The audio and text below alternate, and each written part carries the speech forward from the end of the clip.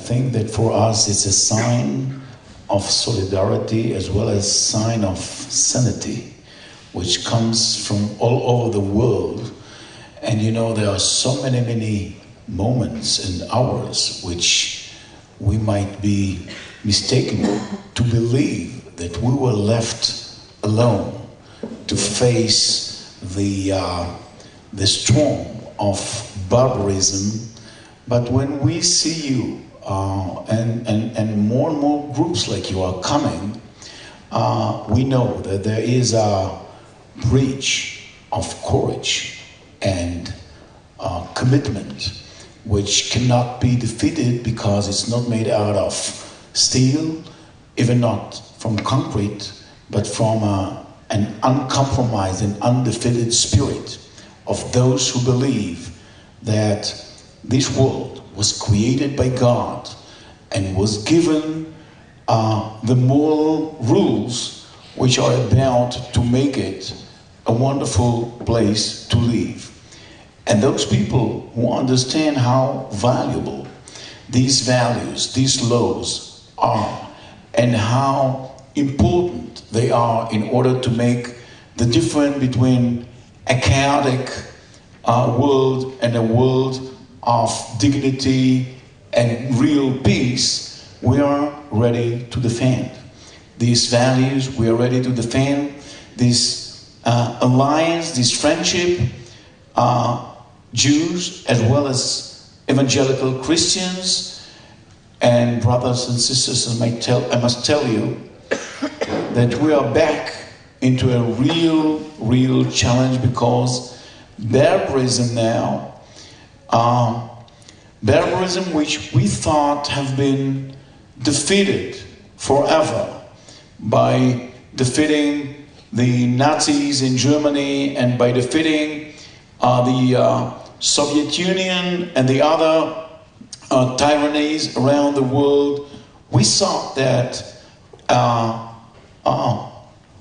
light has come and prevailed in the world, and we can now have more time to build our homes, to educate our children, and really to make the whole world one flourishing community.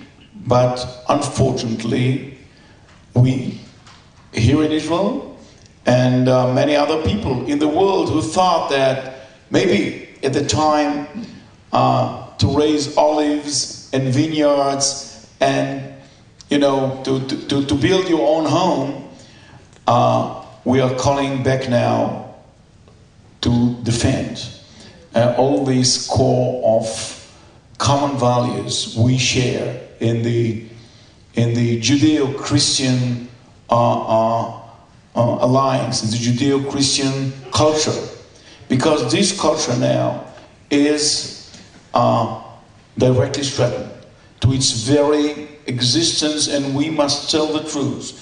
We should look straight into the eyes of evil and say loud and clear, "You shall not pass. Evil shall not pass." And we shall be the barrier.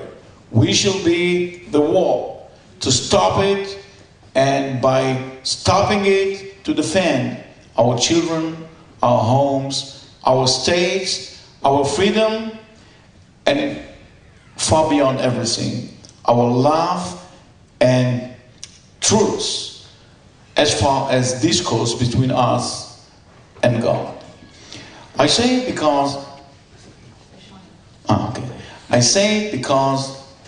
we should not also miss the point of who our enemies are. And I speak as a man who dedicated and devoted all his other life to defend this country in the most bitter battlefields we had. And we are facing evil. We are facing barbarism. We shouldn't call it Palestinians. We shouldn't call it even extreme terror, Muslim organizations. It's barbarism. And And barbarism is characterized by three criterions, by three ways to be identified. First of all, it's the total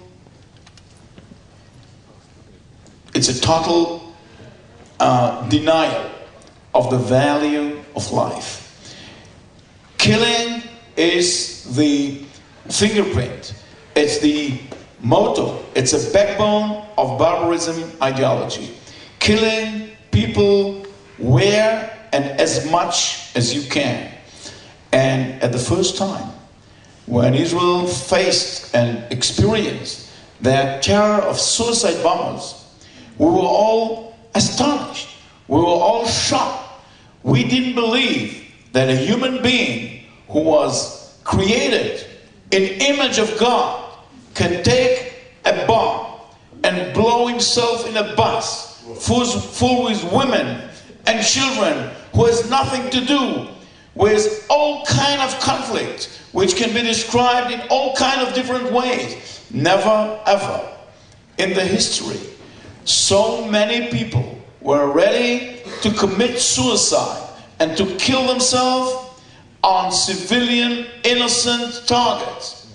And you know, you can and you could recruit a suicide bomber within a blink of an eye in the marketplace of Gaza or Ramallah. 8 years old boy had volunteered to blow himself. What kind of evil, what kind of contamination should have been spilled and boosted and pressed into his young soul in order that he will be to do that and still believe that he will directly, you know, he will directly come to paradise with 70 virgins, you know, dancing around him. What kind of shallowness, what kind of ugliness, of brutality, of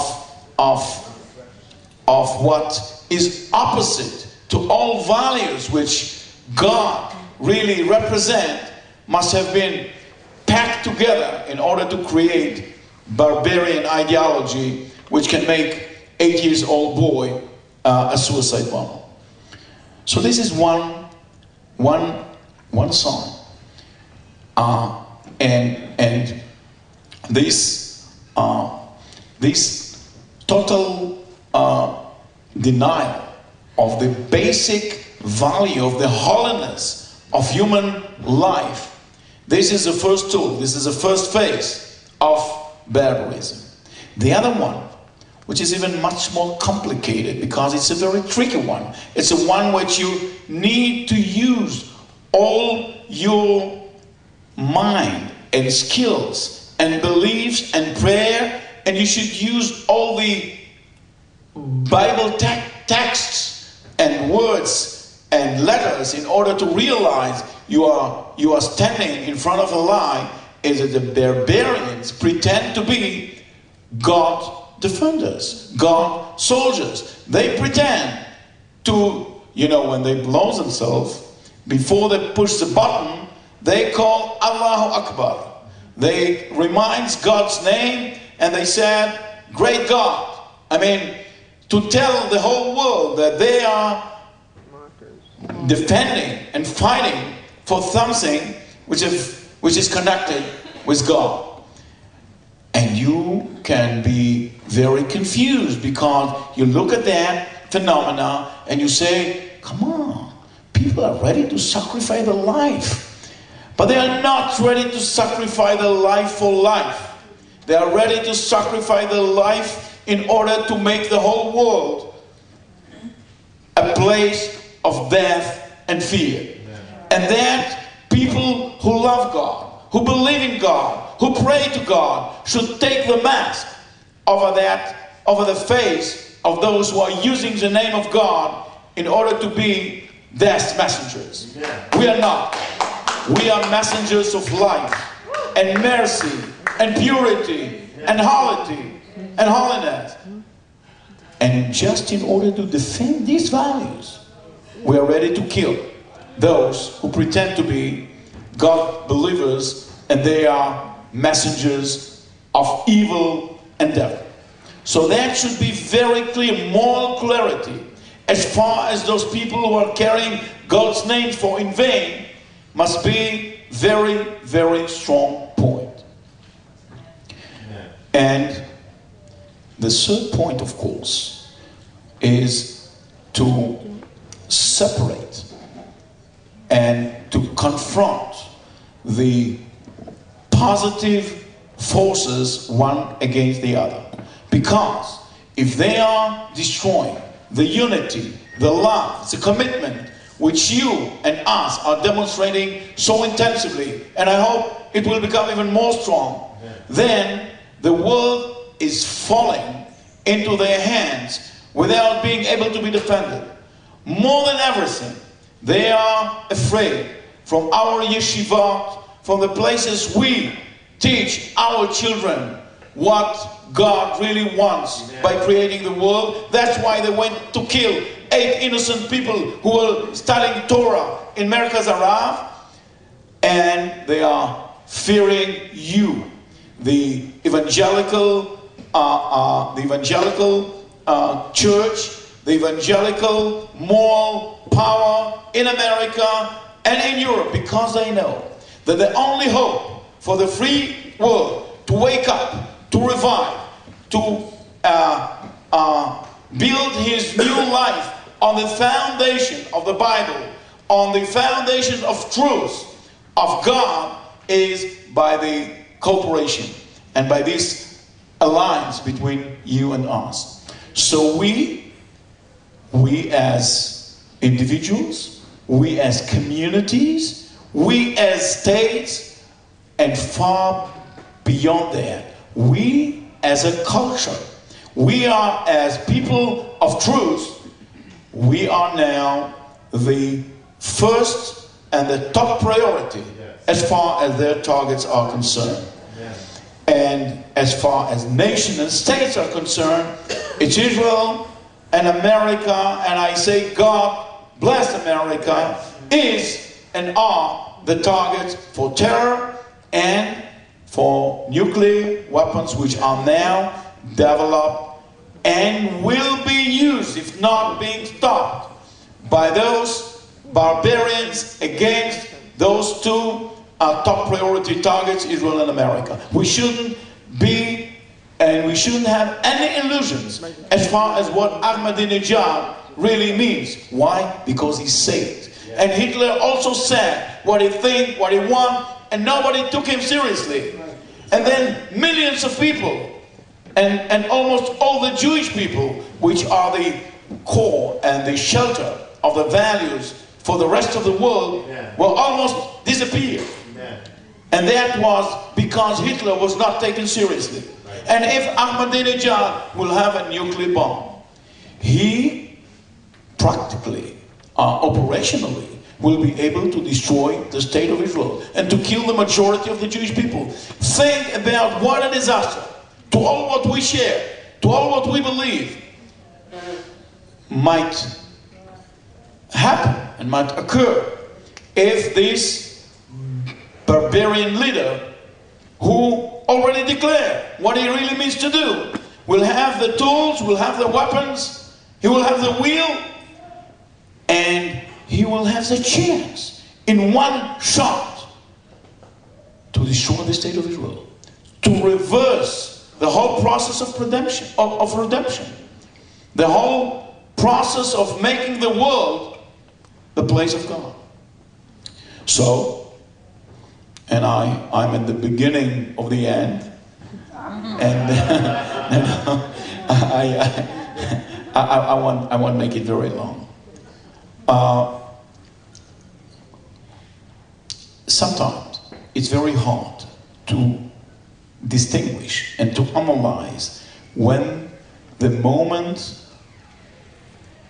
of when turning time is coming to the world, when barbarism become an empire.